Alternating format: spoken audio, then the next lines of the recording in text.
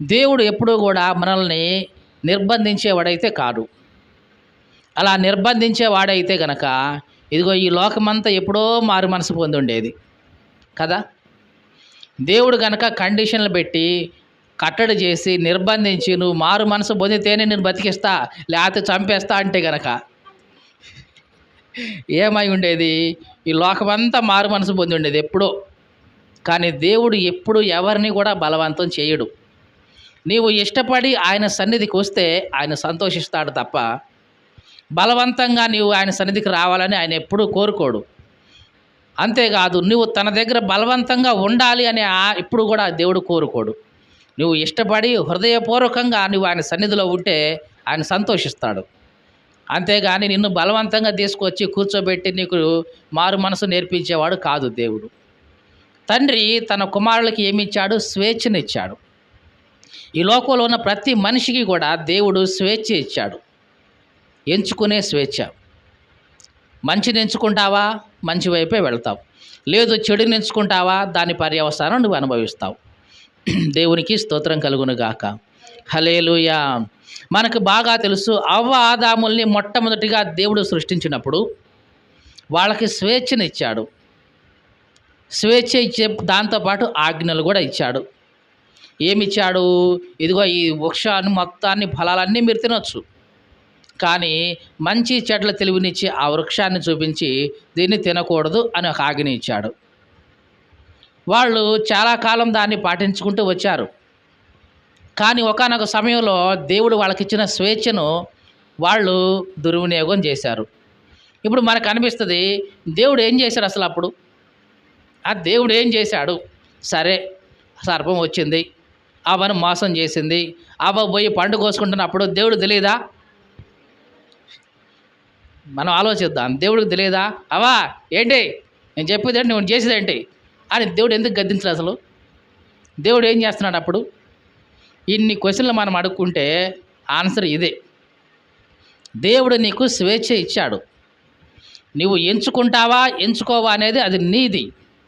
దేవుడి మాట విన్నంతకాలం వీళ్ళకి ఏ ఇబ్బంది లేదు, క్షేమంగా ఉన్నారు.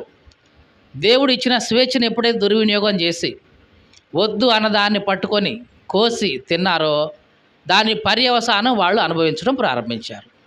అంతేగాని దేవుడు ఇదిగో నువ్వు ఏదైనా తప్పు చేస్తుంటే నీకు అడ్డుపడి నువ్వు తప్పు చేయమాకు అనడవు.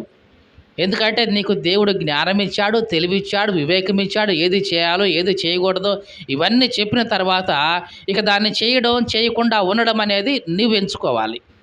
నీకు అర్థమైందండి? ప్రతి మనిషిని దేవుడు ఒక స్వేచ్ఛగా పుట్టించాడు ఈ లోకంలో. అంతేగాని ఒక రోబోలాగా చేయలేదు. అదే రోబో అయితే దానికి ఏ స్వేచ్ఛ ఉండదు. ఏ ప్రోగ్రామింగ్ చేస్తే అదే పనులు చేస్తుంది అది. మీకు తెలుసా, ఈ మధ్య రోబోలు వచ్చినాయి. ఏది చెప్పినా చేస్తాయి. వంట చేయమంటే వంట చేస్తాయి, బట్టలు ఉతకమంటే బట్టలు ఉతికేస్తాయి, లేదు కాళ్ళు పట్టమంటే కాళ్ళు పడతాయి. ఏవి చేయమన్నా అది చేస్తాయి. ఎందుకంటే దానికి అట్లా కమాండింగ్ ఇచ్చేసాం, అంతే. ప్రోగ్రామింగ్ చేసాం. ఏది చెప్తే విన్నది దాని ప్రకారం అది చేసుకుంటూ పోతుంది. అది రోబోలు. దేవుడు మనుషుల్ని అట్లాగా పుట్టిస్తే గనక దేవుడు ఇదిగో నువ్వు మారు మనసు పొందు అనగానే వెళ్ళి చక్కగా మారు మనసు పొందుతాయి. ఇదిగో నువ్వు పాపం చేయ మాకు వెనక్కి తిరిగిరా అని అంటే మళ్ళీ వెనక్కి తిరిగి వస్తాం మనం. ఇట్లాగా దేవుడు మనల్ని అయితే చేయలేదు. మనకు ఒక స్వేచ్ఛని ఇచ్చాడు. దాన్ని ఏమంటామంటే స్వయం చిత్తం, సెల్ఫ్ విల్లింగ్ అనేది ఒకటి ఇచ్చాడు. దాన్ని ఎంచుకోవడం ఎంచుకోకపోవడం అనేది దేవుడు మనకే వదిలేశాడు. అందుకనే ఆ ఏదైనా తోటలో అవ్వ వెళ్ళి ఆ పండును తీస్తున్నప్పుడు, తింటున్నప్పుడు, ఆదాముకి ఇస్తున్నప్పుడు, ఆదాము తింటున్నప్పుడు కూడా దేవుడు అట్లా మౌనంగా ఉన్నాడు తప్ప ఏం పనులు చేసేది నువ్వు అని మాత్రం అనలేదు. ఎందుకంటే వాళ్ళకు స్వేచ్ఛ ఇచ్చాడు. దాన్ని వాళ్ళు ఎట్లా ఉపయోగించుకుంటారు అనేది ఇక వాళ్ళది. వాళ్ళు దాన్ని ఉపయోగించుకున్న దాన్ని బట్టి వాళ్ళు పర్యవసానం ఉంటుంది. దేవుని మాట విన్నంతకాలం వాళ్ళకి ఏ ఇబ్బంది లేదు, ఏదైనా తోటలోనే ఉన్నారు. ఎప్పుడైతే ఆ పర్యవసానాన్ని వాళ్ళు అనుభవించారో ఆ ఏదైనా తోట నుంచి బయటికి వెళ్ళిపోయారు. ఇక అక్కడ మొదలైంది వాళ్ళ జీవితంలో శ్రమలు, ఇబ్బందులు, ఇరుకులు ఇవన్నీ ప్రారంభమైనాయి. యేసుక్రీస్తు ఇక్కడ తప్పిపోయిన కుమారుని యొక్క ఉపమానం గురించి మాట్లాడుతూ ఉన్నాడు. ఇంగ్లీష్లో ఈ ఉపమానం ఏముంటుందంటే ప్రొడిగల్ సన్ అని ఉంటుంది. ఏమిటి? ప్రొడిగల్ సన్. కానీ నిజానికి ఈ ప్రొడిగల్ అనే మాట ఇది ఇంగ్లీష్ది కాదు, ప్రో అంటే ముందుగా అని అర్థం. డిగాల్ అంటే టు డ్రైవ్, అంటే ఏదైతే ఖర్చు పెట్టాడో, ఏదైతే వ్యర్థమైపోయిందో దాన్ని మళ్ళీ తిరిగి వెనక్కి తీసుకురావడం. ఈ 2 మాటలు కలిపి ప్రోడిగల్ అంటే ఏదైతే వ్యర్థమైందో ముందుగానే దాన్ని మరలా తిరిగి తీసుకొచ్చేది అనే అర్థంలో ఈ ప్రోడిగల్ సన్ అని ఇచ్చారు. నిజానికి ఇంగ్లీష్లో తప్పిపోయే అనే మాటను ఏమంటామంటే ఎస్ట్రే అని అంటాం. ఎస్ట్రేయిడ్ అంటే తప్పిపోయాను అని అర్థం. ఇక్కడ ప్రోడిగల్ సన్ అని అంటున్నాం, అంటే ఇక్కడ తప్పిపోయిన కుమారుడు అనే అర్థంలో ఉంది. కాబట్టి ఇది లాటిన్ యొక్క లాంగ్వేజ్, ఇది లాటిన్ లాంగ్వేజ్ ఇది ప్రోడిగల్ అనే మాట. కానీ ఇక్కడ ఎందుకు వాడారు అంటే ఈ కుమారుడు వృధా అయిపోయాడు, వృధా చేసుకున్నాడు, మళ్ళీ టు డ్రైవ్ అయ్యాడు, అంటే మళ్ళా తిరిగి రావటం జరిగింది. అందుకనే ఈ కుమారుడికి ప్రోడిగల్ సన్ అనే పేరు ఇవ్వడం జరిగింది. యేసు క్రీస్తు ఈ ఉపమానాన్ని చెప్తున్నప్పుడు ఒక మనుషునికి 2 కుమారులు ఉన్నారు. చాలా జాగ్రత్తగా విందాం. ఎవరికి? ఒక మనుషునికి. ఇక్కడ మనుషుడు అని చెప్పబడుతున్నది ఎవరు అంటే దేవుని కుమారుడే. యేసుక్రీస్తుకు ఇంకా నామం ఏమిటంటే మనుష్య కుమారుడు అని ఉంటుంది. యేసుక్రీస్తుకి ఇంకో నామం ఏముంటుంది? మనుష్య కుమారుడు. ఇదిగో మనుష్య కుమారుని పోలిన ఒకరిని చూశాను. ఇట్లాంటివన్నీ కూడా యేసుక్రీస్తుకు వాడబడిన పదాలు. అంటే మనుష్యునికి అన్నప్పుడు ఆ మనుషుని స్థానంలో దేవుణ్ణి మనం చూడాలి. 2 కుమారులు అన్నప్పుడు ఒకరు పెద్దవారు, మరొకరు చిన్నవారు. అంటే ఈ లోకంలో దేవునికి అంటూ కుమారులు ఉన్నారు. ఈ లోకంలో ఉన్న ప్రతి వ్యక్తి కూడా దేవుని యొక్క కుమారుడు, కుమార్తె. 2 కుమారులు అంటే ఈ లోకంలో ఉన్న ప్రతి మనిషి కూడా దేవునికి ఉంటే పెద్ద కుమారుడుగానా ఉంటాడు, లేదా చిన్న కుమారుడుగానా ఉంటాడు. ఈ మాటలు వింటున్న ప్రియ సహోదరి సహోదరుడా, ఇంతకు దేవునికి నీవు పెద్ద కుమారుడివా లేక చిన్న కుమారుడివా? అదేంటండి, నేను పెద్దోడినో లేకపోతే చిన్నోడినో నాకెట్లా తెలుస్తుందండి? నాకు ముందు చాలామంది పుట్టారు, నా తర్వాత కూడా చాలామంది పుట్టారు, ఎందుకు నేను దేవునికి పెద్ద కుమారుడిని అవుతానా చిన్న కుమారుడిని అవుతానా అని అంటే గనక ఈ ఉపమానం అంతంలో మనకు తెలుస్తుంది. చిన్న కుమారుడు అంటే ఎవరైతే తప్పిపోయినా తిరిగి మళ్ళీ దేవుని చెంతకు వచ్చి, తిరిగి మళ్ళీ తండ్రి చెంతకు వచ్చి తండ్రికి ఆనందాన్ని సంతోషాన్ని కలిగించాడో ఆయన చిన్న కుమారుడు. మీకు అర్థమైందా? ఎవరైతే దేవుని సన్నిధికి వచ్చి, అంటే ఒకప్పుడు తప్పిపోయినా, ఒకప్పుడు పాపిగా ఉన్నా, మరలా మారు మనసు పొంది తిరిగి దేవుని దగ్గరికి వచ్చి దేవుని సన్నిధిలో ఉండి దేవుణ్ణి సంతోషపరిచే వ్యక్తి ఎవరైనా సరే అతను దేవునికి ఎట్లాంటి వాడు? చిన్న కుమారుడు. మరి పెద్ద కుమారుడు తండ్రితోనే ఉన్నట్లుండి, తండ్రి ఇంటిలోనే ఉన్నట్టుండి, తండ్రికి దగ్గరగా ఉన్నట్లే ఉండి తండ్రిని అర్థం చేసుకోకుండా మానసికంగా అంటే మెంటల్గా తండ్రి నుంచి దూరంగా పోయినవాడు. ఇదంతా ఎందుకు చెప్తున్నానంటే తప్పిపోయిన కుమారుడు యొక్క ఈ వృత్తాంతంలో ఈ చిన్న కుమారుడు తిరిగి తండ్రి దగ్గరికి వచ్చిన తర్వాత తండ్రి చాలా సంతోషిస్తాడు, విందు చేస్తూ ఉంటాడు. ఆ విందు చేస్తున్నప్పుడు ఈ కుమారుడు సాయంత్రం పొలం నుంచి వస్తాడు. వచ్చిన తర్వాత విందు జరుగుతూ ఉంది, డ్రమ్స్ మ్యూజిక్ సౌండ్లు ఇవన్నీ బాగా వినపడుతున్నాయి. పక్కోని అడుగుతాడు, ఏంటి అబ్బాయి ఏం జరుగుతుంది? రోజు లేదు కదా ఈ హడావిడి, ఈరోజు ఏంది వింతగా ఉంది అని అంటే అప్పుడు పనివాడు చెప్తాడు, మీ తమ్ముడు వచ్చాడండి, క్షేమంగా వచ్చాడు, మొత్తానికి ఏమీ జరగలేదు, ఆయనకి ఎట్లా వెళ్ళాడు అట్లా మంచిగా క్షేమంగా తిరిగి వచ్చాడు, ఆ సంతోషంతోనే మీ నాన్నగారు ఈ విందు ఏర్పాటు చేశాడు, ఆ సంతోషంతోనే ఇదిగో ఈ గానా భజనాలు అన్నీ కూడా వచ్చేసినాయి అని చెప్తేసరికి ఈ పెద్ద కుమారుడు ఇంటి లోపలికి బాల బయటే ఉన్నాడు. ఇక బయటే ఉన్నాడు. బయటే ఉండి అట్లాగే కూర్చుంటే ఎవరో చెప్పారు తండ్రికి, ఇదిగో మీ పెద్దోడు వచ్చాడండి, ఇంట్లోకి రావట్లేదు, బయటే ఉన్నాడు అని. మొత్తానికి తండ్రి బయటకు వచ్చేసాడు. బయటకు వచ్చి, ఏంది నాయనా రా ఇక్కడే ఉన్నావేంటి అని అంటే ఇప్పుడు ఆ పెద్ద కుమారుడు లాంగ్వేజ్ ఎట్లా ఉందో చూద్దాం. ఒకసారి చూద్దాం. లూకాసు వార్త 15వ అధ్యాయంలోనే పెద్ద కుమారుడు ఏమంటున్నాడో చూద్దాం. లూకాసు వార్త 15వ అధ్యాయం 28 నుంచి చదువుతున్నాం. అయితే అతడు కోప్పడింది ఎవరు? తండ్రి కాదు, పెద్ద కొడుకు. అయితే అతడు కోప్పడి లోపలికి వెళ్ళనొల్లక, అంటే వెళ్ళనొల్లకపోయాను గనుక తండ్రి వెలుపలికి వచ్చి లోపలికి రమ్మని బతిమిలాడుకున్నాడు. తండ్రి ఏం చేస్తున్నాడు? అయ్యా లోపలికి రాయా అని బ్రతిమిలాడుతున్నాడు. ఈ బ్రతిమిలాడుతుంటే ఈ పెద్ద కొడుకు ఏమంటున్నాడు చదువుదాం ఇప్పుడు. అందుకు అతడు తన తండ్రితో అంటున్నాడు, ఇదిగో ఇన్నేళ్ల నుంచి నేను నిన్ను సేవిస్తున్నా, ఇంకా నీ ఆజ్ఞను ఎన్నడూ మీరలేదు. అయినా సరే నా స్నేహితులతో సంతోషపడేటట్లుగా నీవు నాకు ఎన్నడూ కూడా ఒక మేక పిల్లను కూడా ఇయ్యలేదు. కానీ నీ ఆస్తిని వేశ్యలతో తినేసిన ఈ నీ చిన్న కుమారుడు రాగానే వీని కోసం విందు సిద్ధం చేశావు నువ్వు, కొవ్విన దూడను వధించావు నువ్వు అని తండ్రి మీద గొడవ వేసుకుంటున్నాడు. చూడండి, పెద్ద కుమారుడు అప్పటి వరకు తండ్రితో ఉన్నట్లే ఉన్నాడు, తండ్రి ఇంటిలోనే ఉన్నాడు, తండ్రి పొలంలోనే పనిచేస్తున్నట్లు ఉన్నాడు. కానీ ఇప్పుడు చిన్న కుమారుడిని ఇంటి లోపలికి రానిచ్చేసరికి పెద్ద కుమారుడు బయటకు వచ్చేసాడు. మీకు అర్థమైందా? చిన్న కుమారుడు ఎక్కడున్నాడు? ఇప్పుడు ఇంటిలో ఉన్నాడు. మరి పెద్దోడు ఎక్కడున్నాడు? ఇంటి బయట ఉన్నాడు. బయట ఉండి అంటున్నాడు తండ్రితో, తండ్రి అని కూడా పిలవట్లా ఇప్పుడు. ఎందుకంటే అతని యొక్క కోపం అట్లా ఉంది. తండ్రి అని కూడా అనట్లేదు. ఇదిగో, ఇది చూడండి ఎట్లా ఉందో. తండ్రి నాన్న అని పిలవడానికి కూడా ఇష్టపడట్లే ఇప్పుడు. ఇదిగో ఇన్నేళ్ల నుంచి దగ్గరున్నా, నువ్వు చెప్పిన పనంతా చేస్తున్నా, పొలం పోతున్నా, అది చేస్తున్నా, ఇది చేస్తున్నా. ఏనాడైనా అరే ఇంత కష్టపడుతున్నావు, ఇంత పని చేస్తున్నావు, ఇదిగో ఈ మేకపిల్ల తీసుకోరా, పోయి నీ స్నేహితులతో సంతోషంగా తినరా అని ఎప్పుడన్నా అన్నావా నువ్వు? ఏమంటున్నాడు? ఎప్పుడైనా అన్నావా నువ్వు? అసలు అనలా. కానీ వీడు నీ చిన్న కొడుకు, తమ్ముడు అని కూడా అనట్లేదు, చివరికి నా తమ్ముడు అనట్లేదు, చివరికి ఏమన్నాడు? ఈ నీ కుమారుడు రాగానే వాడి కోసం కొవ్విన దూడను వధించావు.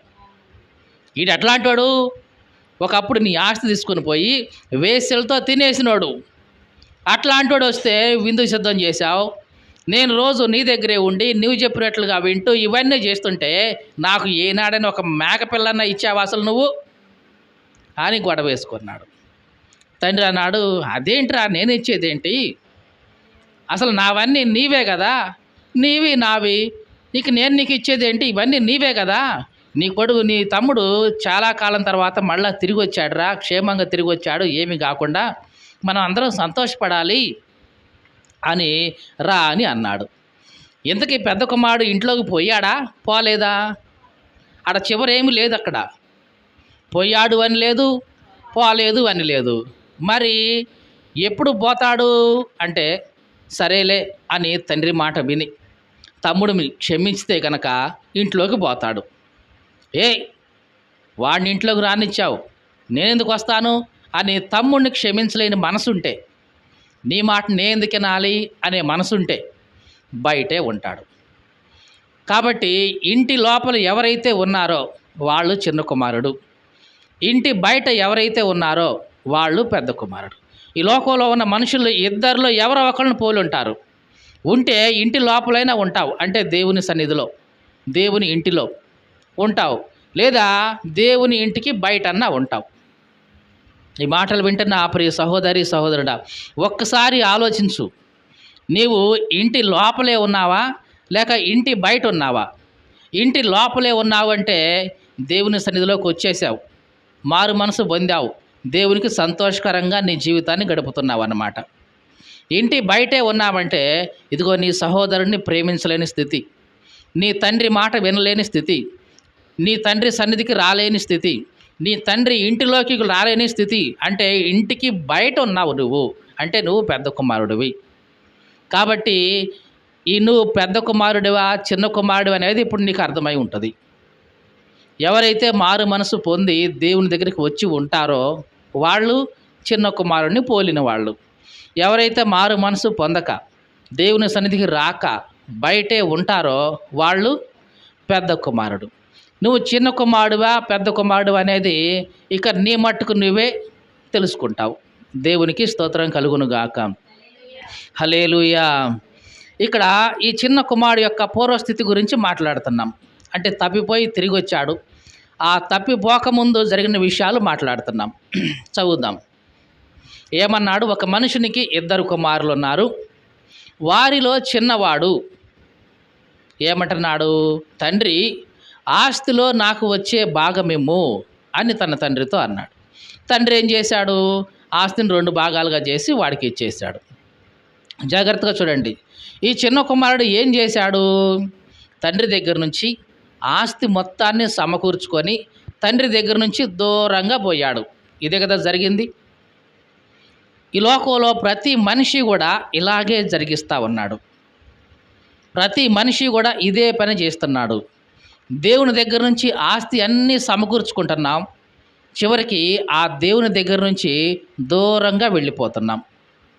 ఏమండి, దేవుడు మాకేమి ఇచ్చాడండి ఆస్తి? ఉన్నది 4 ఇళ్ళు లేకపోతే పొలం తప్ప ఇంకేముందండి మాకు ఆస్తి అనొద్దు. ప్రతి మనిషికి దేవుడిచ్చిన ఒక ఆస్తి అనేది ఉంది. అదేమిటంటే వారి యొక్క జీవితం, లైఫ్ స్పాన్, జీవిత కాలం దేవుడు నీకు ఇచ్చిన గొప్ప ఆస్తి. తెలుసా అండి? ఒక్కరోజు బ్రతకడానికి కొన్ని కోట్ల ఖర్చు పెట్టేవాళ్ళు ఉన్నారు హాస్పిటల్లో. తెలుసా మీకు?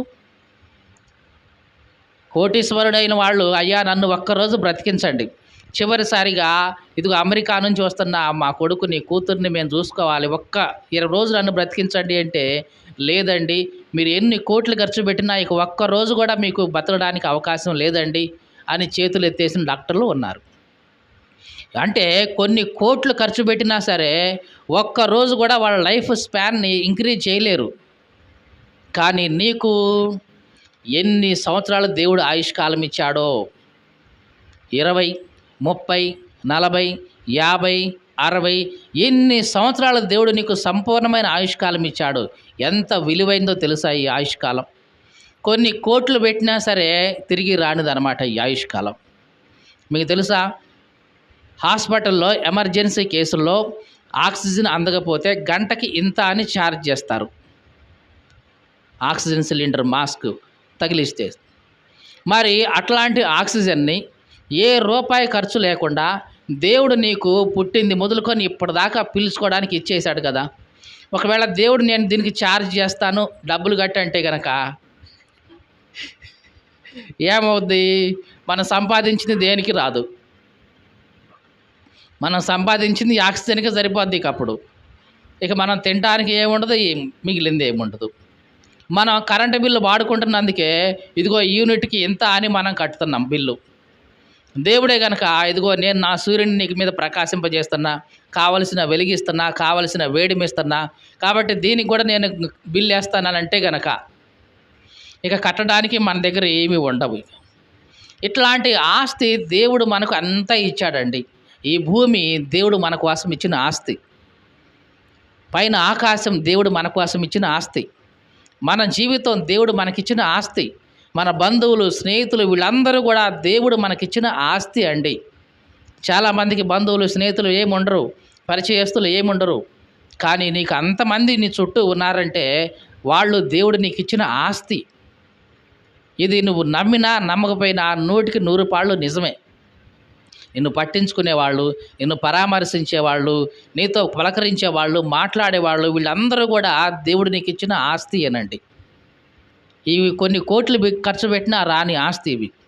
అన్నిటికంటే మించి నీ శరీరం దేవుడు నీకు ఇచ్చిన గొప్ప ఆస్తి. నీ కళ్ళు ఎంత వాల్యుబులో తెలుసా అండి? ఇప్పుడైతే మనం ఫోన్ వాడుతున్నాం, నాది 100 మెగాపిక్సెల్ 150 మెగాపిక్సెల్ అంటున్నాం.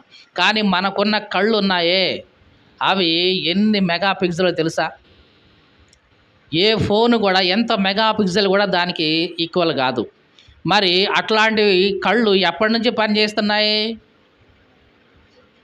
మనం పుట్టిన దగ్గర నుంచి చనిపోయేదాకా పనిచేస్తూనే ఉన్నాయి ఆ కెమెరాలు. మరి ఇంత విలువైంది ఒక కెమెరాను కొనాలంటేనే వేలకు వేలు అవుతుంది. మరి దేవుడు నీకు ఆ 2 కెమెరాలని కళ్ళని పుట్టినప్పటి నుంచి ఇప్పటిదాకా పనిచేస్తూనే ఉంటాయి. దానికి ఏ రీఛార్జ్ అవసరం లేదు కదా. మనం తీసుకున్న ఫోన్లు కానీ కెమెరాలు కానీ ఒక 4 గంటలు 5 గంటలు లేదా ఒక 6-7 గంటలు గట్టిగా వాడితే ఛార్జింగ్ అయిపోద్ది. మళ్ళీ ఛార్జింగ్ పెడితే తప్ప అది పనిచేయవు. కానీ దేవుడు నీకు ఇచ్చిన ఈ కళ్ళు ఉన్నాయే, నీ ఇంతవరకు ఎన్నడూ ఛార్జ్ చేయలేదు దానికి, నువ్వు ఇంకా ఛార్జింగ్ ఎప్పుడు పెట్టలేదు. అయినా సరే ఈ కంటిన్యూగా పనిచేస్తూనే ఉన్నాయి కదా. ఇవన్నీ కూడా దేవుడు నీకు ఇచ్చిన ఆస్తి. నీ చెవులేంటి, నీ కళ్ళేంటి, తర్వాత నీకున్న దేహం ఏంటి, నీ హృదయం ఏంటి, నీకున్న ప్రతి నరాలు కూడా దేవుడు నీకు ఇచ్చిన ఒక సంపూర్ణమైన ఆస్తి అండి ఇవి. ఒక హార్ట్, గుండె చూసుకుంటే దానికి విలువ ఎంతో తెలుసా? ఒక కిడ్నీ విలువ ఎంతో తెలుసా? కొన్ని లక్షలు పోసినా సరే రాని అవయవాలన్నీ కూడా దేవుడు నీలో పెట్టాడు. ఇవన్నీ దేవుడు నీకు ఇచ్చిన ఆస్తి. వీటన్నిటికంటే మించి నీకు జ్ఞానం ఇచ్చాడు, అది ఇంకా ఆస్తి. తెలివి, వివేకం ఇవన్నీ ఇచ్చాడు, ఇంకా ఆస్తి. ఇట్లాంటి బోలెడు ఆస్తి నీవు సమకూర్చుకున్నావు. ఎవరి దగ్గర నుంచి? దేవుని దగ్గర నుంచే కదండి. ఇంత ఆస్తి నీది కాదు, నీదైతే కాదు, దేవుడే నీకు ఇచ్చాడు ఈ భూమి మీద నువ్వు బ్రతకడానికి. ఎంతకాలం ఈ ఆస్తిని వాడుకుంటావంటే అదిగో వాడుకో, నువ్వు చనిపోయేంత వరకు వాడుకో, తర్వాత వదిలేసేయి, నా దగ్గరికి వచ్చేయని. కాబట్టి దేవుడు మనకిచ్చిన ఈ ఆస్తిని మనం వాడుకుంటున్నాం. తల దగ్గర నుంచి పాదాల వరకు సమస్త అవయవాన్ని వాడుకుంటున్నావు. కానీ మరి దేవుని దగ్గరికి వస్తున్నావా? దేవుని నుంచి దూరంగా పోతున్నావా? మనిషి ఇదే కదండి చేస్తుంది. అన్నీ సమకూర్చుకున్నాడు దేవుని దగ్గర నుంచి. దేహాన్ని సమకూర్చుకున్నాడు, ఆయుష్ని సమకూర్చుకున్నాడు, జీవిత కాలాన్ని సమకూర్చుకున్నాడు, తల్లి తండ్రి కొడుకు కోడలు బంధుమిత్రులు అందరినీ సమకూర్చుకున్నాడు. సమకూర్చుకున్న ఈ మనిషి ఏం చేస్తున్నాడు? చివరికి ఆ దేవుని దగ్గర నుంచే దూరంగా వెళ్ళిపోతున్నాడు. ఇదిగో ఈ కుమారుడు లాగానే. ఈ మాటలు వింటున్న ఆ ప్రియ సహోదరి సహోదరుడా, నీవు కూడా ఇట్లాగే ఉన్నావు కదా. దేవుని దగ్గర నుంచి సమస్తాన్ని సమకూర్చుకొని చివరికి నువ్వేం చేస్తున్నావు? దేవుని నుంచి దూరంగా వెళ్తున్నావు. ఇలా వెళ్ళిన చిన్న కుమారుడు క్షేమంగా ఉన్నాడా? మీరు చెప్పండి. వెళ్ళిపోయిన చిన్న కుమారుడు క్షేమంగా ఉన్నాడా? ఉన్నట్లే అనిపించాడు. ఎప్పుడు? కొంతకాలమే. ఏమండి బాగానే తీసిపోయాడుగా ఆస్తి, బాగానే ఎంజాయ్ చేశాడుగా అన్నాడు. ఆ ఎంజాయ్ ఎంతకాలం? కొంతకాలమే జరిగింది. తర్వాత ఏమైంది? అసలు స్థితి బయటపడిపోయింది. ఈ మాటలు వింటున్న నా ప్రియ సహోదరి సహోదరుడా, జాగ్రత్త. దేవుని నుంచి దూరంగా వెళ్ళిన నీవు ఎంతో కాలం ఎంజాయ్ చేయలేవు. ఎందుకంటే ఖర్చు అయిపోతాయి కాబట్టి. ఏమవుతాయి? ఖర్చు అయిపోద్ది. ఏది ఖర్చు అయిపోద్ది? ఆ చిన్న కుమారుడికి ఇచ్చిన ఆ డబ్బు, ఆ తీసుకెళ్ళిన ఆ సంపాదన ఎలాగ ఖర్చు అయిపోయిందో, దేవుడి దగ్గర నుంచి నువ్వు తీసుకున్న ఆస్తి ఉంది, అవి కూడా ఖర్చు అయిపోయే రోజు వస్తుంది. జాగ్రత్త. నీ కళ్ళు ఖర్చు అయిపోతాయి. చివరికి డిమ్ అయిపోతాయి, కనపడవు. కళ్ళజోడు పెట్టి మెయింటైన్ చేస్తావు, అయినా సరే కనపడవు. చివరికి చూడలేని స్థితి వచ్చేస్తుంది. ప్రతిదీ ఖర్చు అయిపోతుంది.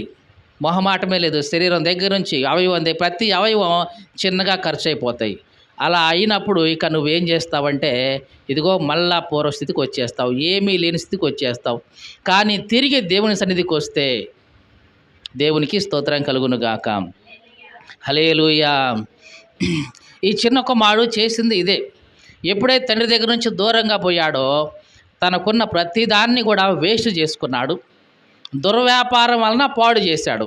ఆడ ఏమి రాయబడి ఉంది? దుర్వ్యాపారం అంటే చెడ్డ వ్యాపారం. ఇక్కడ వ్యాపారం అంటే ఏదో చేసే వ్యాపారంగా, బిజినెస్ అంటే పనులని. చెడ్డ పనులు చేసి ఏం చేశాడు? పాడు చేసుకున్నాడు. మనిషి కూడా ఈ దినాల్లో ఎట్లాగా చేస్తున్నాడు? దేవుడు తనకిచ్చిన దేహాన్ని, అది కళ్ళే కానివ్వండి, శరీరమే కానివ్వండి, ప్రతి అవయవాన్ని ఏం చేస్తున్నాడు? పాడు చేస్తూ ఉన్నాడు. అది తాగుడు వల్ల పాడు చేసేవాళ్ళు ఉన్నారు, అతిగా తిని వాళ్ళ అవయవాలను పాడు చేసుకునే వాళ్ళు ఉన్నారు, అతిగా శ్రమించి వాళ్ళ అవయవాలను పాడు చేసుకునే వాళ్ళు ఉన్నారు. ఏదో ఒక రకంగా మనిషి ఏం చేస్తున్నాడు? దేవుడు ఇచ్చిన ఆస్తిని ఏం చేస్తున్నాడు? పాడు చేస్తున్నాడు. చివరికి ఈ చిన్న కుమారుడికి పట్టిన ఆ గతే వాళ్ళకు కూడా పడుతుంది. చిన్న కుమారుడికి ఏం జరిగింది ఫైనల్గా? అంత ఆస్తి అంతా అయిపోయింది. చివరికి బికారిగా మారిపోయాడు. ఈ మాటలు వింటున్న ప్రియ సహోదరి సహోదరుడా, జాగ్రత్త. మళ్ళీ మళ్ళీ చెప్తున్నాను, దేవుని సన్నిధి నుంచి నువ్వు దూరంగా ఉంటే క్షేమంగా నువ్వు ఉండలేవు నీ జీవితంలో. ఒకవేళ క్షేమంగా ఉన్నట్లు నీకు కొంతకాలం అనిపిస్తుంది, కానీ అది శాశ్వతమైన క్షేమం అయితే కాదు. మరి దేవుని సన్నిధిలో ఉంటే నిత్యత్వం నువ్వు క్షేమంగానే ఉంటావు. ఈ లోకంలో ఒకవేళ ఇబ్బంది పడినా సరే, ఇదిగో పరలోకంలో, అంటే ఈ శరీరాన్ని వదిలిపెట్టిన తర్వాత పరలోకంలో నిత్యత్వం కూడా నువ్వు క్షేమంగానే ఉంటావు. చదువుదాం, మనం చదువుకున్న వాక్య భాగంలోనికి వద్దాం. లూకాసు వార్త 15వ అధ్యాయం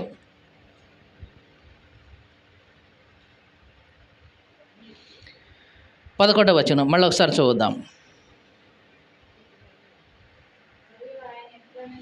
మరియు ఆయన ఎట్లనెను, ఒక మనుషునికి 2 కుమారులు ఉన్నారు.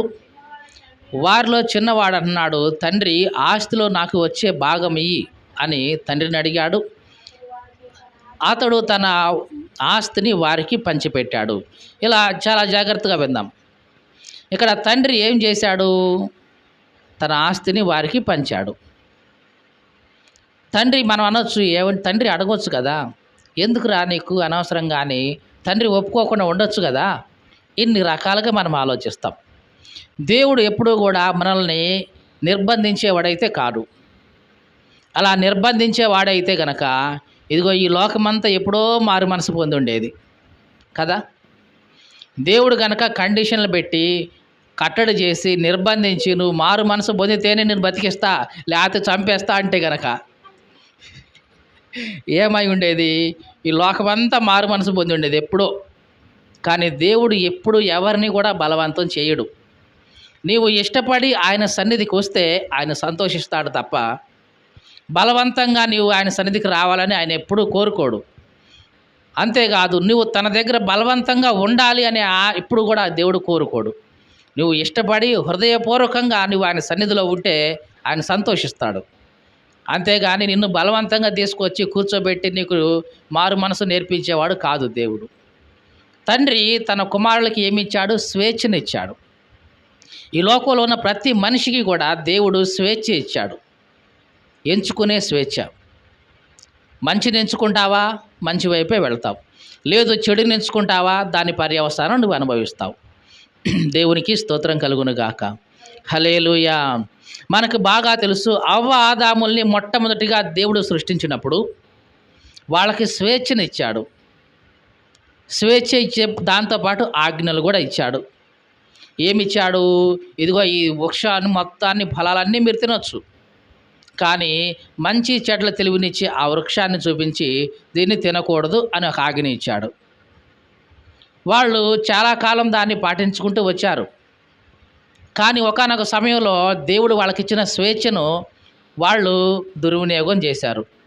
ఇప్పుడు మనకు అనిపిస్తుంది, దేవుడు ఏం చేశాడు అసలు? అప్పుడు ఆ దేవుడు ఏం చేశాడు? సరే, సర్పం వచ్చింది, అవ్వను మోసం చేసింది, అవ్వ పోయి పండు కోసుకుంటున్నప్పుడు దేవుడు తెలియదా?